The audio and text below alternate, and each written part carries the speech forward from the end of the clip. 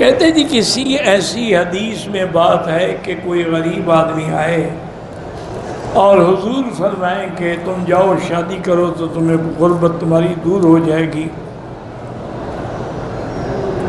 لیکن حضور اسے دوسری شادی کے لیے کہتے ہیں، وہ پھر غریب ہی رہتا ہے، جب تیسری شادی کے لیے کہتے ہیں اس کے بعد پیسہ مانگتا ہو۔ یہ تو ایسی روایت نہیں ہے جیسے تم نے بنائی ہے۔ اصل تو مسئلہ یہ قرآن میں موجود ہے کہ تم شادی کرو، اور یہ نہ ڈرو کہ میں غریب آدمی ہوں، کہاں سے خرچ کروں گا، کہاں سے بیوی کے لیے گھر بناؤں گا۔ ان یکونوا فقراء یغنہم اللہ، اگر تم فقیر ہو اللہ تمہیں رزق دیں گے، اللہ تمہیں غنی کر دیں گے۔ یہ تو قرآن میں بھی موجود ہے۔ تو جب ایک بات نص میں موجود ہو، قرآن میں موجود ہو، تو کسی اور بات کے تلاش کرنے کی ضرورت ہی نہیں۔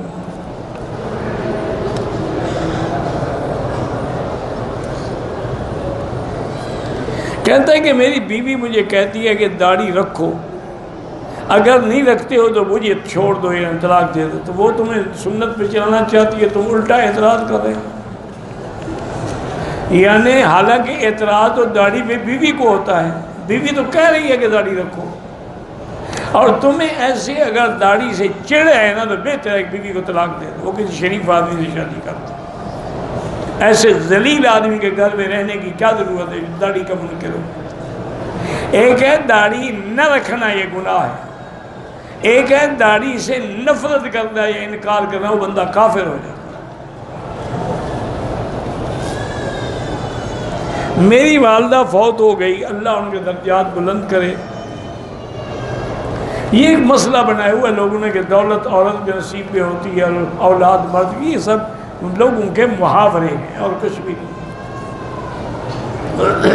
کتنے لوگ ہیں کہ جنہوں نے دو دو تین تین شادیاں کی، اولاد نہیں ہوئی، دو دو تین تین شادیاں کی لیکن رزق میں بھی برکت نہیں ہوئی۔ یہ تو بس یہ محاورات ہیں۔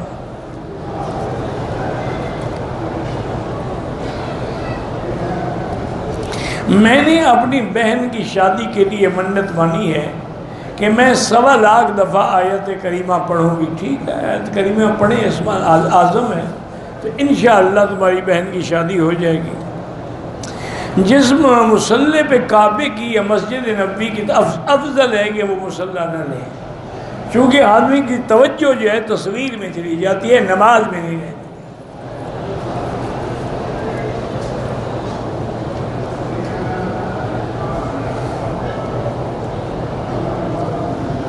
کہتے کہ جو خواب میں حضرت یوسف نے ستاروں کے نام دیکھا وہ تو قرآن میں ہے نا، انی رأیت 11 کوکبا والشمس والقمر رأیتهم لی ساجدین۔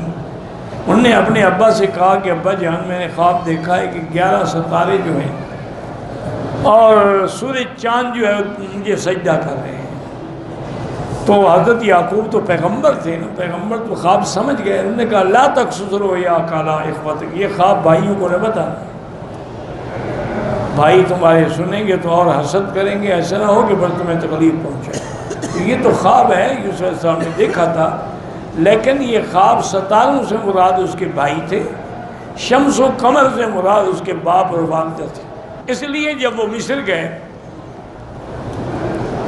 اور انہوں نے وہاں جا کے ملاقات ہوئی تو حضرت یوسف علیہ السلام نے ان کو بٹھایا، تو سب نے یوسف علیہ السلام کو، ماں نے بھی باپ نے بھی، بات کہتے ہیں ماں فوت ہو گئی تھی، خالہ تھی، تو خالہ بھی ماں کے قائم مقام ہوتی، ان سب نے سجدہ کیا۔ تو حضرت یوسف نے عرض کیا کہ ابا جان ھذا تعویل رؤیایا، یہ میرے اس خواب کی تعبیر۔ یہ ٹھیک ہے، اسی کو بات جو ہے لکھا ہے تو کیا ہو گیا، یہ مسئلہ تو قرآن میں موجود کہ ستاروں سے مراد ان کے بھائی تھے۔ اصل میں ایک آدمی نے، لوگ ایسے بس پوچھتے رہتے ہیں، ایک آدمی نے اپنی بیوی سے کہا کہ تمہیں ستاروں جتنی طلاقیں۔ اب وہ جناب بڑے پریشان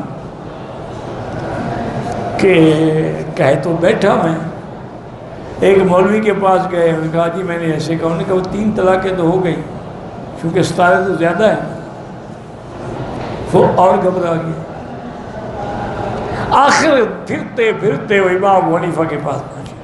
آپ نے فرمایا جب تم نے کہا تھا تو ستاروں کا حسن مراد لیا تھا یا تعداد مراد لی تھی؟ اگر حسن مراد لیا تو میرے 1 طلاق. اگر ان کی تعداد مراد لی تھی پھر آپ کی 3 طلاق ہیں. انہوں نے کہا جی میں نے تو ایسے حسن مراد دی. انہوں نے کہا پھر 1 طلاق.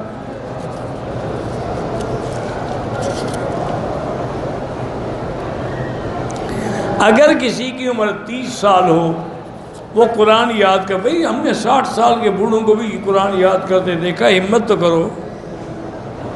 پسند کی شادی کے لیے کوئی وظیفہ بتائیں، اس کے لیے پیسے اکٹھے کرو. جب پیسے اکٹھے ہو جائیں گے نا خود بخود شادی ہو جائے گی. وظیفے کی کوئی ضرورت نہیں. ہمارا ایک دوست تھا، ہم اس کو مذاق مذاق میں شربت علی کہتے تھے. نام تو اس کا محمد علی تھا، اللہ اس کی مغفرت فرمائے. بڑا اچھا دوست تھا. تو وہ رمضان میں شربت بنا کے بیچتا تھا، تو ہم نے اس کا نام ہی شربت علی رکھ دیا. مجھے کسی نے کہا کہ اس نے شادی کی ہے اور شادی بھی کوئی 13-14 سال کی لڑکی سے کی ہے. میں حیران ہو گیا. میں نے کہا اس کی عمر 60 سال ہے، 13-14 سال کی لڑکی سے شادی کیا مطلب؟ یعنی وہ لڑکی والے پاگل ہو گئے تھے یا یہ پاگل ہو گیا؟ مجھے کوئی تسلی نہ ہوئی. بہرحال پھر میں نے پتہ کیا، تحقیق کی. وہ اصل میں شادی کے بعد مدینہ شریف چلا گیا. وہ ملے تو میں پوچھوں. تو اس کے ایک دوست نے بتایا کہ جی اس کا جو گھر تھا نا جبل ابی قبیس کے آپ کے گھر کے راستے میں، وہ بادشاہ نے محل بنانا تھا، تو وہ جگہ جتنی جس کی بھی تھی اس نے کہا جو قیمت مانگتے ہیں ان کو دے دو تاکہ یہ راضی ہو کر مکان خالی کریں. تو اس کو پتہ نہیں 30 یا 40 لاکھ ریال مل گئے. وہ اس نے 3 لاکھ میں خریدا تھا. اس نے یہ کیا کہ بھی ایک تو بہترین ولا اولاد کو لے کے دے دیا، سب کو ایک ایک شگا لے کے دیا. بڑا ولا تھا، میں نے بھی دیکھا تھا عزیزیوں میں. ایک مکان اس نے مدینہ شریف میں لے لیا فوری طور پہ، اور ایک آدمی کو 2 لاکھ ریال لے کے اس کی 13-14 سال کی لڑکی سے شادی کر لی. پیسے آ گئے، شادی ہو گئی. تو میرے بھائی وظیفے شریفے نہ پوچھو، پیسے اکٹھے کرو. جب پیسے ہو جائیں گے نا شادی کے لیے لوگ خود آئیں گے. بھوکے ننگے کے بعد لاکھ وظیفہ پڑھو کیا اثر کرے گا؟ کوئی فائدہ نہیں ہوتا. اسباب پہ عمل کرو.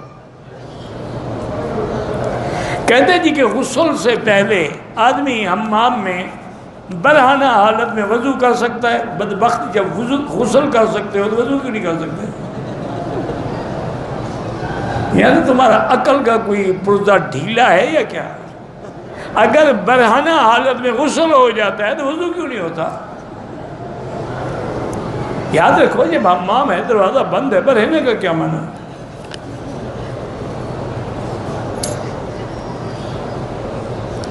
بعض اعمال کے ساتھ نیکی کی تعداد معین ہے.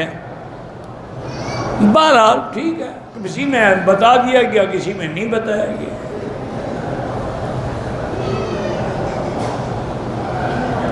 ہر قدم پر اگر آپ حرم میں ہیں تو انشاءاللہ وہی 1 لاکھ نیکی ملے گی. طواف کے دوران حجر اسود کو دونوں ہاتھوں سے اشارہ کریں یا ایک سے جائز ہے.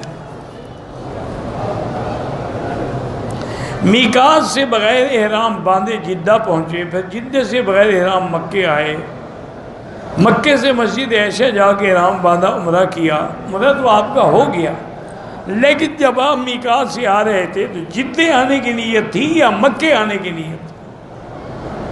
اگر نیت تھی کہ میں جدے جا رہا ہوں وہاں 1-2 دن رہوں گا بعد میں عمرہ تو پھر کوئی دم نہیں. اگر نیت مکے کی آنے کی تھی پھر دم ہے. میقات سے 2 بچے، ایک بالغ ہے ایک نابالغ، احرام باندھ کے مکے پہنچے. باوجہ بیماری دونوں بچوں کا احرام طواف سے پہلے اتار دیا. بالکل وہ عمرہ بھی کریں اور دم بھی ادا کریں. جو نابالغ ہے وہ نہیں، بالغ جو ہے.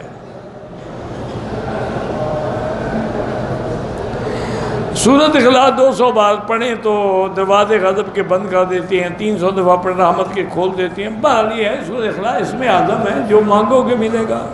باقی یہ جو تم نے لکھا ہے یہ باتیں نہیں ہیں۔ کہتے جی کہ ایک آدمی اپنی بیوی کو بند کمرے میں، جبکہ گواہ کوئی نہیں تھا، 3 طلاقیں تھے، بالکل کام ہو گیا، 3 طلاقیں ہو گئی، طلاق کے لیے گواہ کی ضرورت ہی نہیں ہے۔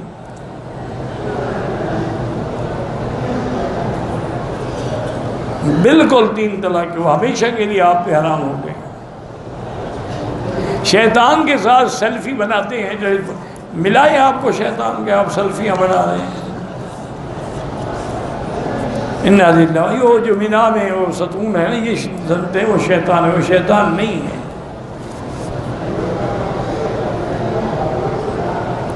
آذان سے پہلے اعوذ باللہ الرحمن الرحیم یہ نہیں کہنا چاہیے۔ اگر فرضی روزوں کی قضا کریں رمضان کے بعد تو سحری کرنا سنت ہے، نہ کرو تمہاری مرضی۔ میرے دوست کا باپ پاکستان سے مدینے آئے گا، مدینے سے مکے، بوڑھا بھی ہے، پیشاب کی بھی تکلیف ہے، وہ مدینے سے احرام باندھ کے آ جائے، پیشاب کی تکلیف ہے تو ہوتی رہے، کیا ہے، تازہ وضو کرا کے ویل چیئر پہ عمرہ کرا دو۔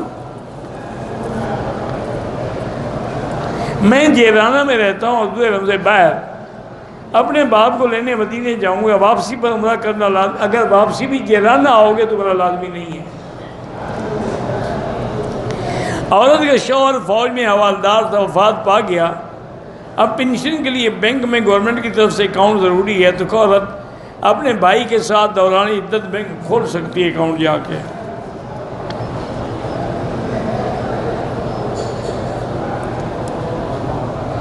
کہتے ہیں کہ اس وقت تمام امت مسلمہ فلسطین میں، کشمیر میں، برما میں، انڈیا میں، یمن میں، ہر جگہ پریشانی میں مبتلا ہیں، تو دین اسلام کا حکم یہ ہے کہ تمام عالم اسلام کے مسلمان ان کی مدد کریں۔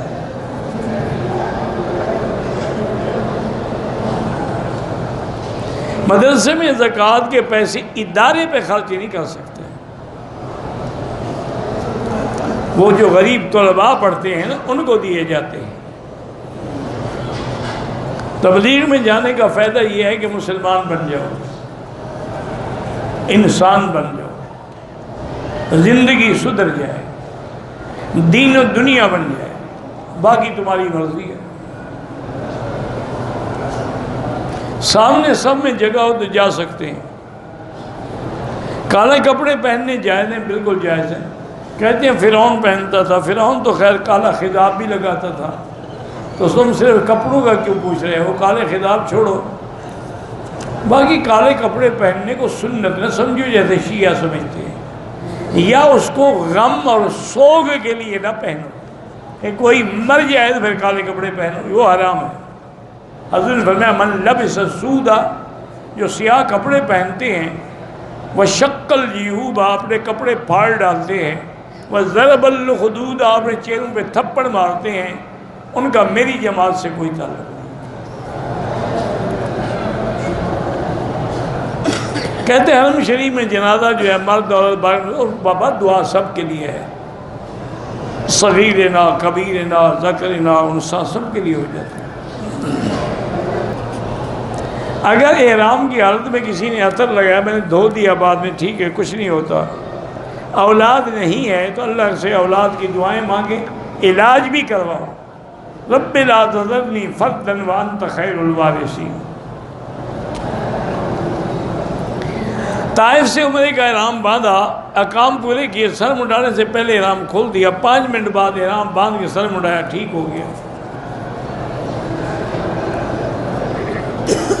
ایئرپورٹ سے جو آب زمزم ملتا ہے اس میں بھی ملاوٹ ہو، اللہ عالم، مجھے کیا پتا۔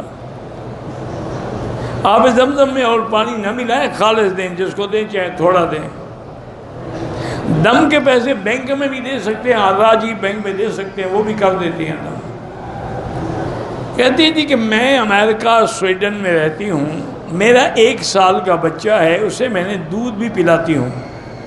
ہمارے پاس روزہ جو ہے 22 گھنٹے کا ہوتا ہے، روزہ رکھ سکتی ہوں؟ دیکھیں، اگر آپ کو روزہ رکھنے میں بچے کا دودھ کم ہو جاتا ہے پھر تو آپ اس کو بعد میں قضا کر سکتی ہیں۔ لیکن وہ ٹھنڈا ملک ہے، وہاں تو پتہ نہیں لگتا 22 گھنٹے گزرنے کا۔ تکلیف تو وہاں ہوتی ہے جہاں گرمی ہو، ٹھنڈے ملکوں میں تو بھوک تو لگتی ہے، پیاس تو لگتی ہی نہیں ہے۔ تو اس لیے ہمت یہی کریں کہ روزے رکھیں آپ، اللہ بچے کا دودھ بھی انشاءاللہ پورا کر دیں گے۔ اور پھر یہ ہے کہ اگر آدمی رکھنا چاہے نا جی، تو بچے کم از کم 8-8 10-10 گھنٹے سوتے ہیں، تو 22 گھنٹے میں 10 گھنٹے سو گیا تو باقی تو 12 گھنٹے بچیں گے، تو روزہ رکھنے کی کوشش کریں۔ کفارہ نہیں ہے، کفارہ ان کے لیے ہے جو ایسے مریض ہیں، بوڑھے ہیں کہ کبھی روزہ رکھ ہی نہیں سکتے، تم بعد میں قضا کر لو جب بچہ بڑا ہو جائے۔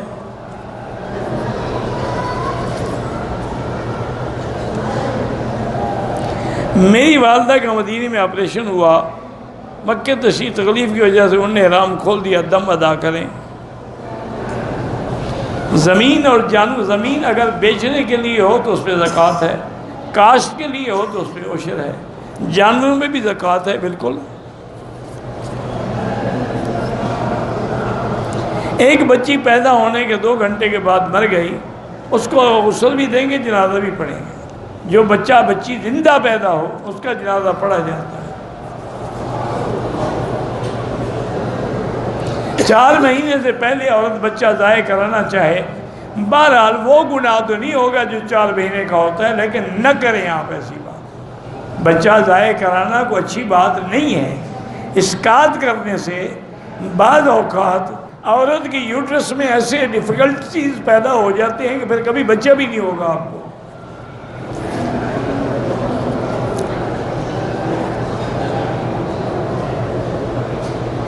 ایک مغرور شخص کے لیے زکوٰۃ، قربانی اور ادائیگی پہلے قرض ادا کرے۔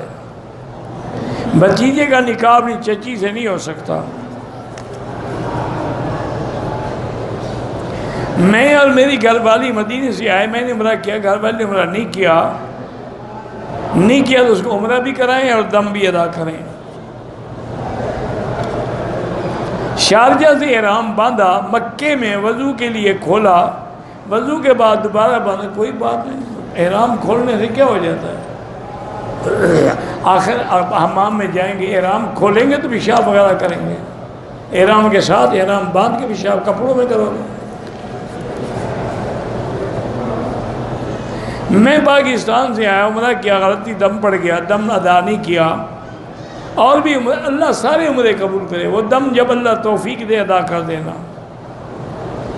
احرام کے امام کے پیچھے جو نماز روڈ پہ پڑھی جاتی ہے وہ بھی ہو جاتی ہے، 1 لاکھ تو سارے مکے میں ملتا ہے۔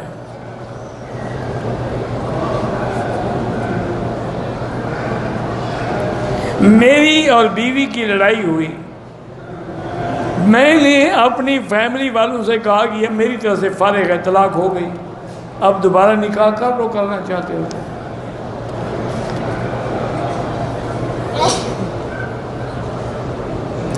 بینک میں جو نوکری کرتے ہیں نا وہ جائز ہے، نوکری کو تنخواہ ملتی ہے نا آپ کو۔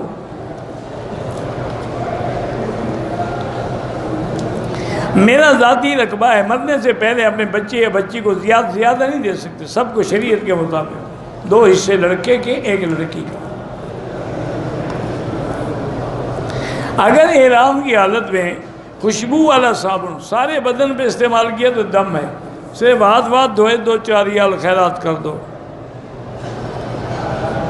میں ایسے لوگوں کو جانتا ہوں جو حج سے پہلے بھی بعد میں بھی شرک کرتے، مکے والے بھی حج کرتے تھے، شرک بھی کرتے تھے، دعا کرو اللہ ان کو ہدایت دے۔ ہماری کل واپسی ہے تو اللہ سے دعائیں مانگیں کہ اللہ آپ کی حاضری قبول فرمائے۔ زمزم کے بارے میں، زمزم شفا ہے، باقی بیر شفا میں نہیں جانتا۔ پاکستان میں لوگ حیات النبی کو نہیں مانتے، بہرحال نماز تو سب کے پیچھے ہو جاتی ہے، صلو خلف کل بر و فاجر، لیکن مسئلہ حیات جو ہے وہ جمہور امت کے نزدیک تمام انبیاء حیات ہیں۔ میری بہن جن کی بھی اولاد نہیں، اللہ ان کو صالح اولاد عطا فرمائے۔ اقامہ بھی ختم ہو گیا، دوست بھی چھوڑ گئے، صحت بھی خراب ہو گئی۔ بہرحال آپ اللہ کے حرم میں وقت گزاریں، 2 رکعتیں پڑھ کے اللہ سے مشکل حل کرنے کی دعائیں کریں، حسبنا اللہ و نعم الوکیل پڑھتے رہیں، اللہ ساری مشکلیں حل کر دیں گے۔ عمرے کے لیے آیا، عمرہ کیا، مگر صفا مروا نہیں کیا، گھر آ گئے، دونوں کے کٹا دیے تھے۔ بیگم نے گھر آ کے اسکاف بھی ہوتا ہے، بہرحال دم پڑ گئی، صفا نہیں دوڑے، دم پڑ گئی آپ پر۔ میرے شوہر پر قرضے میں ہے، ان کے پیسے سے صدقہ دے سکتی ہوں؟ وہ پہلے قرضہ ادا کرو، صدقے بعد میں کرنا۔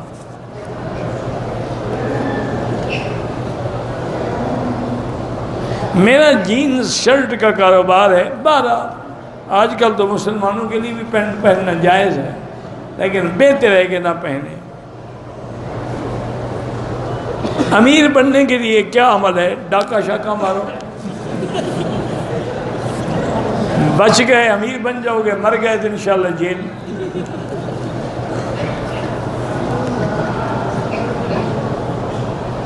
دن میں کتنی دفعہ استغفار پڑھیں؟ 1000 دفعہ پڑھو، 1,00,000 دفعہ پڑھو۔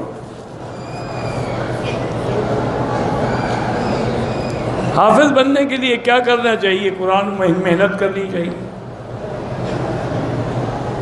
قرضہ ہے، صدقہ سے پہلے قرضہ ادا کرو، وہی صدقہ ہے تمہارا۔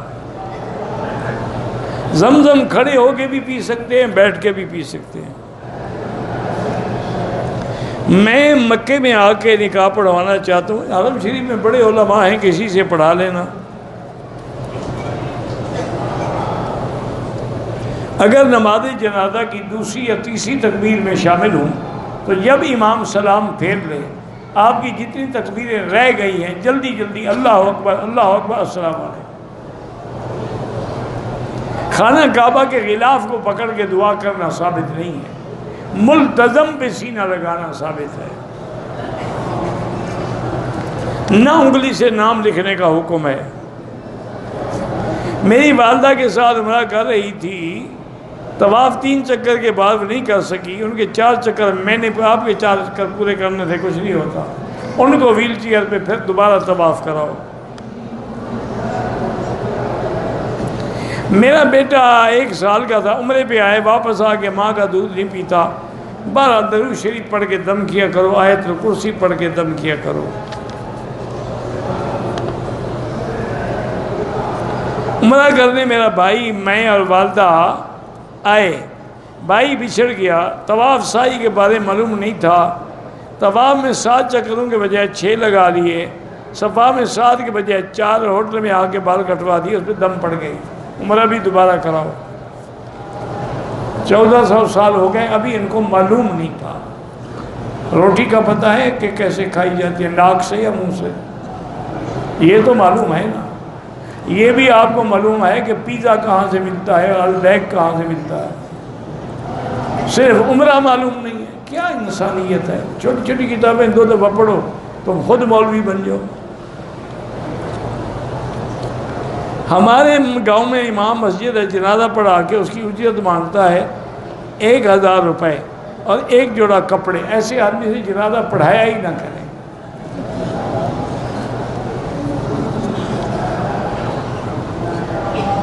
عورتوں کا جنازے کے 7ویں دن گھر میں قرآن پڑھانا یہ بدعت ہے۔ قرآن پڑھنا ہے روز پڑھو، یہ کیا ہے کہ 7ویں دن پڑھانا ہے؟ ایک عورت ملتان سے حیض کیا، احرام باندھ کے ہوٹل میں دوسری عورت کے مونچھوں کے بال کھینچے ہیں، بڑے کیا دم ہے؟ نوافل میں عورت منہ پہ کپڑا رکھے نہ رکھے۔ اگر ملتان سے عورت حیض کی حالت میں آئی ہے، وہاں سے نیت کر کے آئی ہے، تو اس کو کہیں جانے کی ضرورت نہیں، جب پاک ہو غسل کرے، جا کے عمرہ کرے۔ میرے گھر میں جادوئی اثرات ہیں، میاں بیوی میں جھگڑا رہتا ہے، کبھی سر کا درد، کبھی کمر کا درد۔ اب DHM شروع کیا ہے۔ بہرحال گزارش یہ ہے کہ سارے گھر والے بیٹھ کے پانی کا ڈور رکھ لیں، سورۃ البقرہ تلاوت کریں، اس کو دم کرتے جائیں، اور پھر وہی پانی سارے گھر والے پئیں اور سب کے اوپر ڈالیں، گھر کے کونوں میں بھی ڈالیں۔ اور جس کو زیادہ تکلیف ہے وہ سورۃ البقرہ ٹیلی فون میں فیڈ کر کے ہیڈ فون لگا کے سنا کرے۔ کچھ لوگ یہاں سے جو کے دانے لے کے جاتے ہیں کبوتر چوک سے، ٹھیک ہے جی، ان کا عقل ہے کہ خامن سے تو اولاد ہوئی نہیں، شاید کبوتر سے ہو جائے۔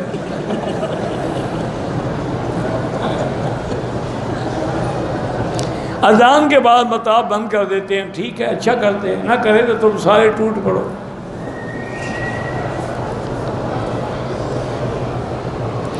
عمرے کا احرام باندھا ہوا تھا، بال کھل گئے، کوئی بات، کچھ نہیں ہوتا۔ کہتے جی عورت احرام کی حالت میں انڈر ویئر گارمنٹس پہن سکتی ہے۔ فرض کی تیسری رکعت میں سورۃ فاتحہ کے بعد کوئی سورت نہیں ملانی ہے، ملائے تو پھر سجدہ ہے۔ ہمارے ایک بھائی نے بیوی کو 3 طلاق دے دی ہے، 3 طلاق دے دی تو پکی ہو گئی، اب وہ جب تک حلالہ نہ کرائے اس سے نکاح نہیں کر سکتی۔ بہرحال ادب ہے کہ قرآن کو بھی پیٹ نہ کرو، لیکن شریعت میں کوئی منع نہیں ہے۔ میری والدہ بیمار ہے، 85 سال کی عمر ہے، کیا پڑھنا ہے؟ آپ اپنے ساتھ اس کو عمرہ کروا دیں، اللہ قبول کرے گا۔ ایک طواف ایک کے لیے۔ میری بیٹی عائشہ پیدائشی طور پہ کمزور ہے، اس کو زمزم پلائیں اور اللہ سے دعا بھی کریں۔ میری بھتیجی ذہنی طور پہ کمزور ہے، اس کو زمزم بھی پلائیں، سورۃ فاتحہ خود 7 دفعہ پڑھ کے دم کیا کریں۔ حرم میں جو ویڈیو بناتے ہیں بالکل نہیں بنانا چاہیے۔ مجھے ذہنی ٹینشن ہے، اللہ پر ایمان نہیں ہے۔ اللہ پر ایمان ہو تو ٹینشن کیوں ہو؟ استغفار پڑھو۔ ہم مدرسے کو زکوٰۃ کے پیسے دیتے ہیں، وہ اپنے مدرسین کی زکوٰۃ تنخواہ میں استعمال نہیں ہو سکتا۔ کلخانی اور قرآن خوانی یہ سب بدعات ہیں۔ میری بیوی کے ایام حیض سے روکنے والی دوا بھی استعمال کی، جب عمرے کی نیت کی ٹھیک تھا، میقات سے نیت کی، عمرہ ادا کیا، ہوٹل آنے پر اس کو داغ لگا، انشاءاللہ اللہ کرے گا وہ حیض نہیں ہوگا، لیکن اگر اللہ نے پیسہ دیا ہو تو ایک بکری دم کر دو۔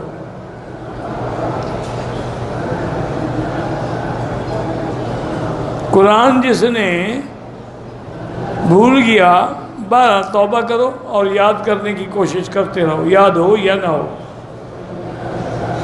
اولاد کے لیے وظیفہ وہی قرآن میں جو دعائیں ہیں، رب لا تذرنی فردا وانت خیر الوارثین۔ حیض والی اور دودھ پلانا، حیض والی عورت روزہ رکھ ہی نہیں سکتی نا، اس نے تو قضا کرنا ہے۔ دودھ پلانے والی عورت اگر اس کے بچے کو نقصان ہوتا وہ بعد میں قضا کرے۔ بعد نماز صرف کوئی نفل شفل نہ پڑھیں، مغرب کے بعد پڑھیں۔ 2 علماء کرام ہیں، ان کی شادی نہیں ہوئی، جب وہ علماء کرام ہیں تو اللہ سے خود دعا کریں، ویسے اللہ آسان کرے۔ اور نماز پڑھتے ہوئے چہرہ ڈھانپنے کی کوئی ضرورت نہیں۔ اگر احرام باندھ لیا، نفل نہیں پڑھے، کوئی حرج نہیں۔ دم مدینے سے واپس آ کر بھی دے سکتے ہیں، ہاں دے سکتے ہیں۔ بینک میں جو کام کرتے ہیں ان کی تنخواہ جائز ہے، وہ سود نہیں ہے۔ سکول کی تعلیم بھی علم ہے، ہاں علم تو ہے، علم کیوں نہیں ہے؟ باقی علم دین الگ ہوتا ہے، علم دنیا الگ ہوتا ہے، علم تو وہ ہے۔ واللہ اعلم۔ اللہم صلی علی سیدنا محمد وعلی آل سیدنا محمد وبارک وسلم۔ اللہم انت ربی لا الہ الا انت الاحد الصمد الفرد الذی لم یلد ولم یولد ولم یکن له کفوا احد۔ اللہم انت ربی لا الہ الا انت الحنان المنان بدیع السماوات والارض یا ذا الجلال والاکرام۔ اللہم یسر امورنا فی کل زمان وفی کل مکان یا حنان یا منان۔ اللہم یسر امورنا و امور اولادنا و بناتنا و اخواننا و اخواتنا وأمور من أوصانا واستوصانا وأمور المسلمين برحمتك يا أرحم الراحمين يا أرحم الراحمين يا أجود الأجودين يا أكرم الأكرمين. اللهم اكفنا بحلالك عن حرامك واغننا بفضلك عمن سواك. اللهم إن لك علينا حقوقا كثيرة فيما بيننا وبين خلقك. اللهم ما كان لك منها فاغفره لنا ما كان من خلقك وتحمل عنا. اللهم لا تجعلنا عقدة للماضرين، لا تجعلنا عقدة للآخرين، لا تجعلنا فتنة للقوم الظالمين. ربنا ظلمنا انفسنا ان لم تغفر لنا وترحمنا لنكونن من الخاسرین. یا اللہ بیماروں کو شفا عطا فرما. یا اللہ ہماری ظاہری باطنی روحانی جسمانی نفسانی بیماریاں پریشانیاں دور فرما. یا اللہ بے حیاؤں کو حیا عطا فرما، بے اولادوں کو اولاد صالح عطا فرما.